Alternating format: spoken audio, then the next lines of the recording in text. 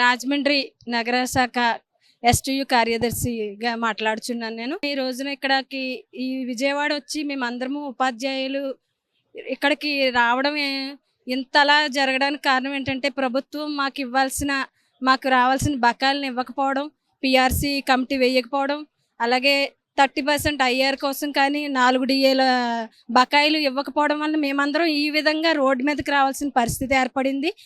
ఈ మేమందరం ఇక్కడ ఉపాధ్యాయులు ఈ రోడ్డు మీదకైతే వచ్చి మేము ఈ ధర్నాలో పాల్గొని ఈ శంఖారావం పూరించామో దీన్ని గవర్నమెంట్ దృష్టికి తీసుకువెళ్ళి నాయకులందరూ కూడా మా యొక్క హక్కుల్ని మాకు తిరిగి ఇవ్వాల్సిందిగా, మాకు రావాల్సిన బకాయిల్ని ఇవ్వాల్సిందిగా మేము నాయకులు కోరుచున్నాం. మేమైతే ప్రభుత్వానికి వ్యతిరేకమైతే కాదు, కానీ వారు ఏదైతే మేనిఫెస్టోలో మాకు ఏదైతే హామీలు ఇచ్చారో ఆ హామీలను తీర్చమని మాత్రమే మేము అడుగుతున్నాము.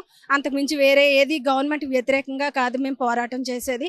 మాకు రావాల్సిన హక్కులను మాకు ఇప్పిస్తే మేము ఎంతో సంతోషిస్తాము. మేము కష్టపడి పనిచేస్తున్నప్పుడు మాకు రావాల్సిన మా హక్కులు మాకు ఇస్తే మేము ఇంకానూ కష్టపడి ఇంకా గవర్నమెంట్ ఏదైతే మా నుంచి ఆశిస్తుందో మేము వారికి దానికి తప్పనిసరిగా మేము కూడా హామీ ఇచ్చి వారి యొక్క కోరికలు మేము కూడా నెరవేరుస్తామని కోరుకుంటున్నాం.